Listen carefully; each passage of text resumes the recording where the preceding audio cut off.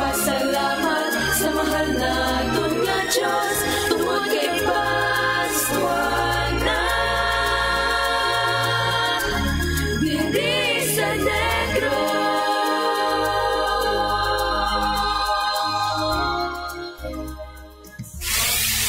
Dedicated to bring the good news to the Filipino people. DYAF-AM Bacolod, Radio Totoo, Credible Broadcasting. CNN, the Catholic Media Network. DYAF, CNN Bacolod, Radio Totoo, 11:43, ang kusog sang kamatuoran.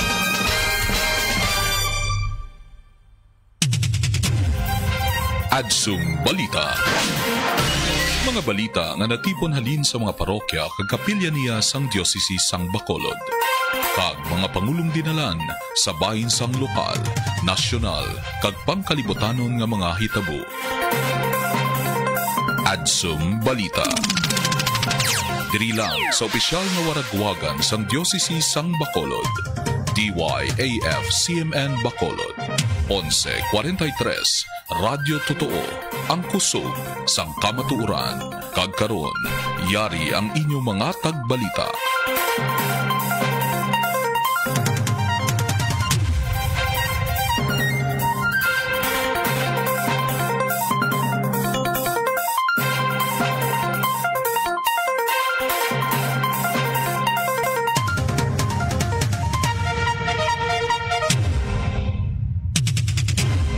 Diocese sang Bacolod, may hapon sa tanan naton nga mga tagpalamati ining Adsum Balita Afternoon Edition ini si Julie Gonzalez.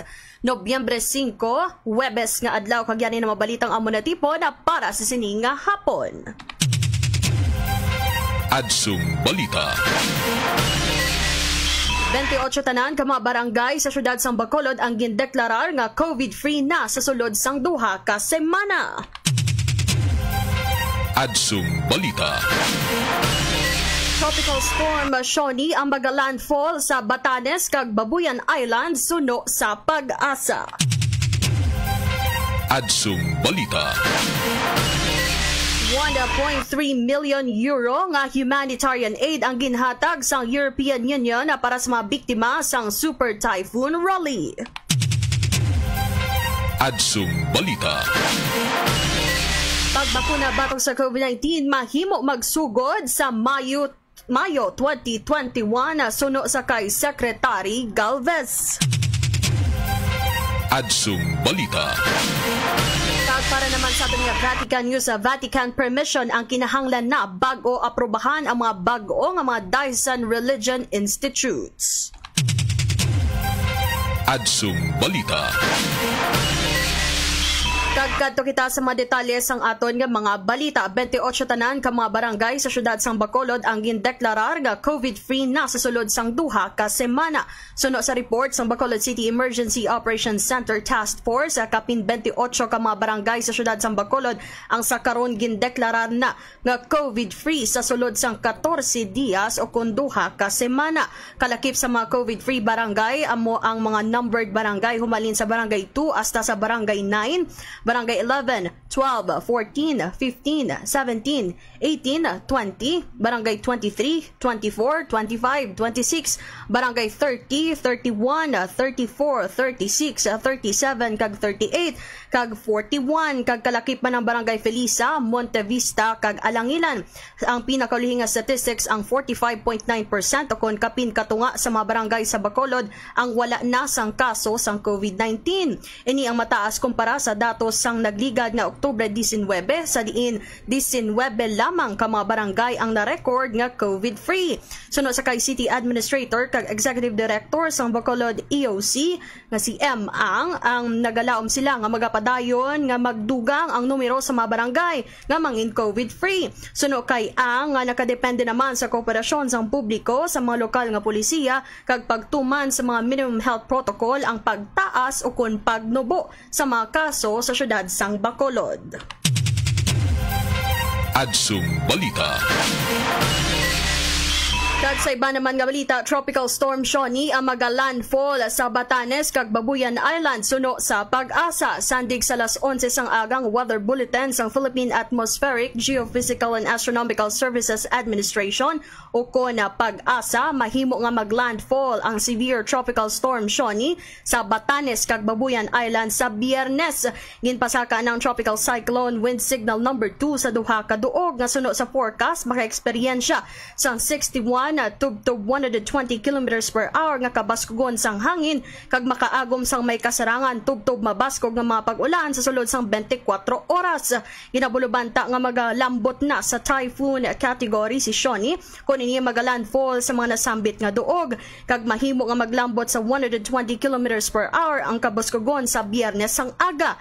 Napaidalom naman sa signal number 1 ang northern portion sang Cagayan, northern portion sang Apayao kag sang Ilocos Norte. Ulihi nga nakitaan ang bagyo 475 kilometers na sidlangan nga bahin sang Basco, Batanes nga may maximum sustained winds nga 95 kilometers per hour. Ginabulubanta nga ini magagwa sa Philippine Area of Responsibility o CONAPAR sa Biyernes sang hapon o kon sa gabi. Samtang ang troughs o kon ang extension sang Bagyo Rolly nga sa karonyara nasa sagwa sang Philippine Area of Responsibility kagang Shawnee magadala naman sa mga pag-ulan sa Pangasinan, Central Luzon, Metro Manila, Calabarzon, Mimaropa, Bicol Region, Visayas kag iban pangabahin sang Mindanao. Adsum Balita. Ang oras naton sa kahanginan alas 2:50 na kagining oras nga nadulong sa inyo sang Bear Brand powdered milk drink. Kag 1.3 million euro nga humanitarian aid ang ginhatag sang European Union para sa mga biktima sang Super Typhoon Raleigh. Inakiban pa nato mga balita bantayan sa pagbalik sang Adsum Balita Afternoon Edition matapos ining mga pahanumdom. Adsum Balita. Panginmulahan sa aton mga DYAF CMN Bacolod partners. NIG Marketing, Ms. Ria Divilla Montelibano, Friends of Padre Pio Airport Subdivision, Mr. Antonio Cian, Reverend Father Angelo Ansula, Attorney Henrietta Vinco and family, RTN General Services, Mayor Jose Nadi Arceo, Municipality of Hinigaran. Sa pagtuman sang DYAF CMN Bacolod, 1143 kHz sang iya misyon sa pagdulong sang serbisyo nga masaligan, aton ginapasalamatan ang mga masunod. Gardenia Centre, Monsignor Joy Himera, Miss Nelly Hitchanova and family, Reverend Father Edwin Cadena, Right Side Services, Triple G, ATC Lending Corporation, owned and managed by Mr. and Mrs. Arturo M. Canillas.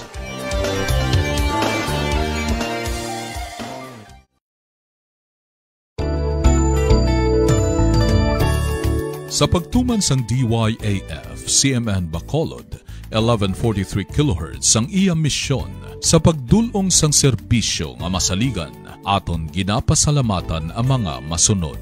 Mayor Neil Lezares, Thelma and Anna Marie Palermo and family, Bacolod City Water District, Attorney Hermilo Pauyon, Teresita Uy, Reverend Father Roel Hundos, Congregation of Augustinian Missionaries of the Philippines, Bishop Emeritus Vicente M. Navarra, Doctor of Divinity.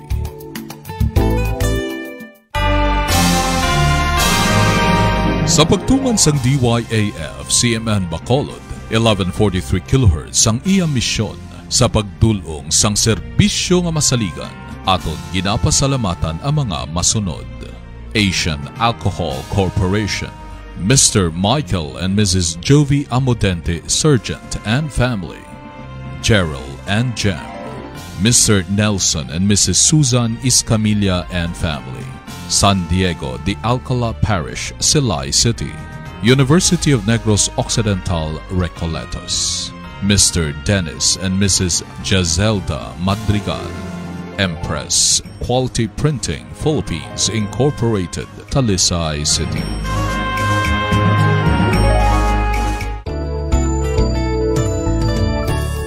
Sa pagtuman sang DYAF CMN Bacolod, 1143 sang iya misyon sa pagdulong sang serbisyo nga masaligan, aton ginapasalamatan ang mga masunod. Wilma Gonzalez, Mrs. Josephine Nagagor, Mrs. Bernadette Kalimpong, Architect Paul Celo and family, Mrs. Elizabeth Tulbo, Miss Ana Villarias, Mr. and Mrs. Benjamin and Veronica Macasa, Mrs. Heidi Alunan and family.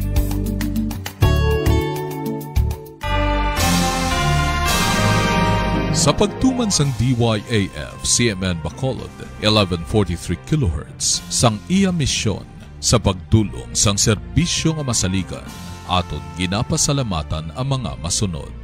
Jenny Icasas, Dr. Jovi Vergara and family, Mrs. Nenang Farales, Grace Garingalao and family, David Panlilo, Grace and Ramon Peñalosa, Miss Margie Kalumba.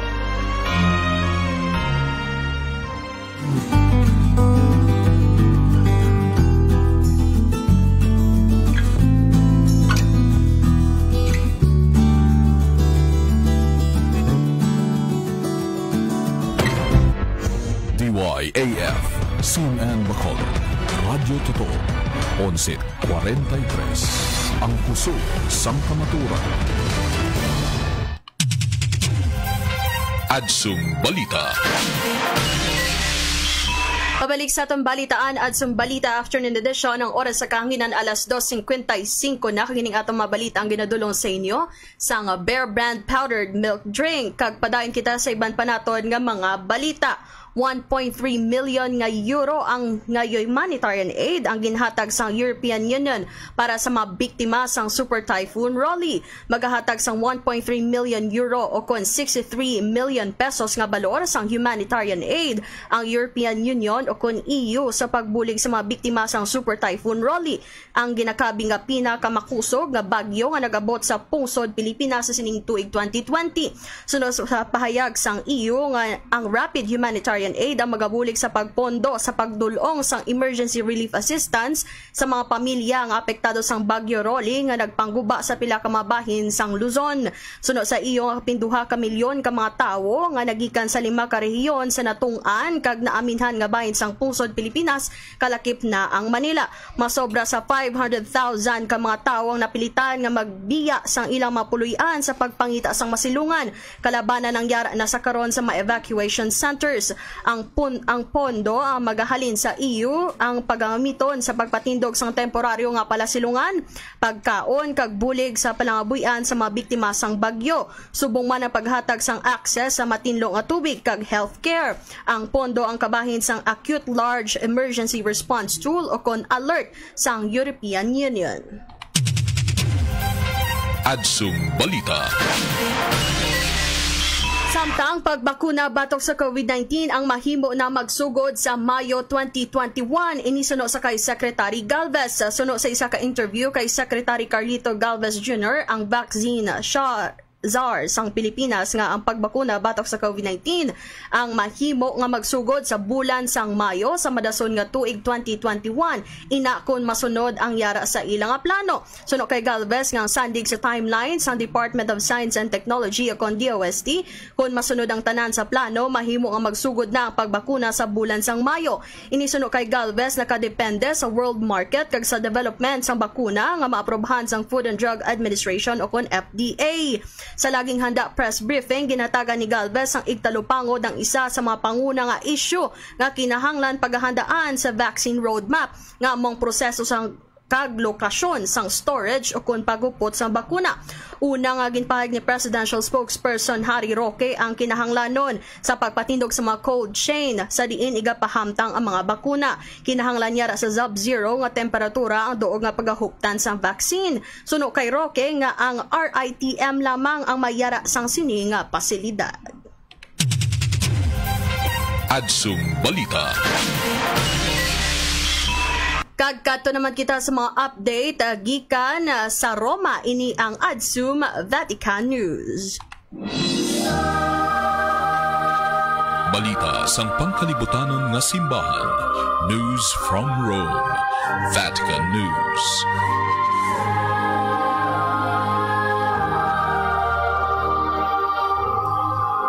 Vatican permission ang kinahanglan na bag-o pag-aaprobahan ang mga bag-o nga mga diocesan religious institutes sandig sa motopropyo sang Nobyembre 4. May mga pagbago nga ginapatuman si Santo Papa Francisco sa Canon 579 sang Code of Canon Law nga napatuhoy sa pagtukod sa mga religious orders kag kongregasyon o kung ginatumod sa layi sang simbahan bilang mga institutes of consecrated life kag societies of apostolic life.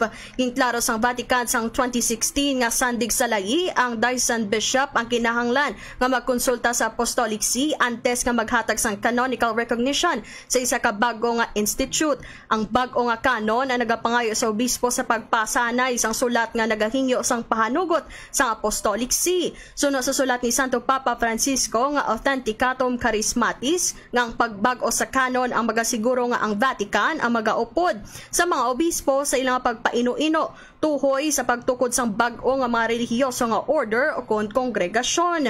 Ang bag-o nga layi ang mangin epektibo sa maabot nga Nobyembre 10 kag igabantala sa opisyal nga komentaryo sang Acta Apostolicae Sedis. Balita sang pangkalibutanon nga simbahan. News from Rome. Vatican News.